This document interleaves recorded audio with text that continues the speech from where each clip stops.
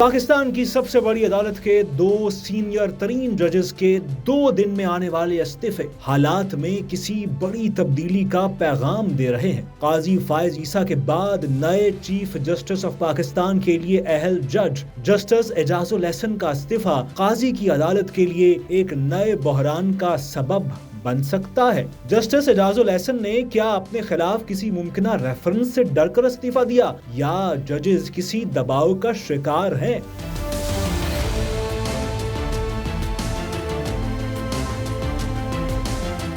Justice Ejazul Ehsan काजी फायज ईसा के बाद senior तरीन जज थे और उन्होंने मुस्तकबिल करीब में चीफ जस्टिस ऑफ पाकिस्तान बनना था। जुमेरात की शाम उनके इस्तीफे की खबर से पहले इसी रोज सुबह आने वाली ये खबर भी अहम थी कि उन्होंने जस्टिस मुजाहिर नकवी के इशू पर बुलाए गए सुप्रीम जुडिशल काउंसिल के इजलास में शिरकत नहीं की, मगर ये इत्तलात भी मौजूद हैं कि 6 दिसंबर को उनकी सुप्रीम जुडिशल काउंसिल में शिरकत को भी किसी वकील ने चैलेंज कर रखा था, जिसमें मौक़िफ़ इख्तियार किया गया था कि सीसीपीओ लाहौर गुलाम महमूद डोगर केस में जस्टिस एजाजुल एहसन उस बेंच का हिस्सा थे जिस पर बेंच फिक्सिंग का इल्जाम था। उन पर यह भी इल्जाम लगाया गया कि सुप्रीम जुडिशल काउंसिल की तरफ से जस्टिस मुजाहिर नकवी को भेजे गए नोटिस के खिलाफ अपनी राय देकर जस्टिस एजाजुल एहसन ने अपनी पोजीशन मुतनाज़ा बना ली थी। याद रहे कि ये वही जस्टिस एजाजुल एहसन थे जिन्हें JIT रिपोर्ट के बाद शरीफ फैमिली के खिलाफ तहकीकात के लिए उन्हें निगरान जज मुकर्रर किया गया था,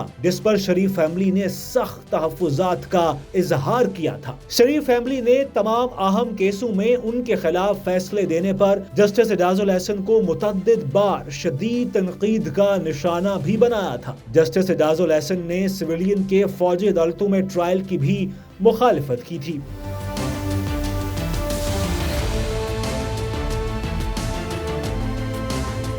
justice Ejazul Ehsan supreme court की सीनियरिटी में तीसरे सीनियर तरीन जज थे। मौजूदा चीफ जस्टिस काजी फायज ईसा की रिटायरमेंट के बाद रवां साल अक्टूबर में उन्हें मुल्क का आइंदा चीफ जस्टिस बनना था और अगस्त 2025 में उनकी रिटायरमेंट होना थी। अब जस्टिस मंसूर अली शाह अगले चीफ जस्टिस ऑफ पाकिस्तान बनेंगे। जस्टिस एजाजुल एहसन ने 2 रोज कबल साबिक जस्टिस मुजाहिर नकवी के खिलाफ सुप्रीम जुडिशल काउंसिल की कार्रवाई से इख्तलाफ किया था। जस्टिस एजाजुल एहसन ने आज सुप्रीम जुडिशल काउंसिल के इजलास में भी शिरकत नहीं की थी और वो सुप्रीम जुडिशल काउंसिल से अलग हो गए थे, जिसके बाद जस्टिस मंसूर अली शाह को काउंसिल में शामिल कर लिया गया था। सुप्रीम जुडिशल काउंसिल के जस्टिस मुजाहिर नकवी को दूसरे शो कॉज नोटिस पर जस्टिस एजाजुल एहसन ने इख्तलाफी नोट भी लिखा था, जिसमें उनका कहना था कि शो कॉज नोटिस वापस लेने का मुतालबा कर रहा हूँ। जस्टिस एजाजुल एहसन का कहना था कि काउंसिल की कार्रवाई रिवायात के खिलाफ गैर जरूरी जल्दबाजी में की जा रही है। जस्टिस मुजाहिर नकवी के खिलाफ कार्रवाई कानूनी तकाज़ों के भी खिलाफ है और जस्टिस काजी फायज ईसा रेफरेंस फैसले की नफी है।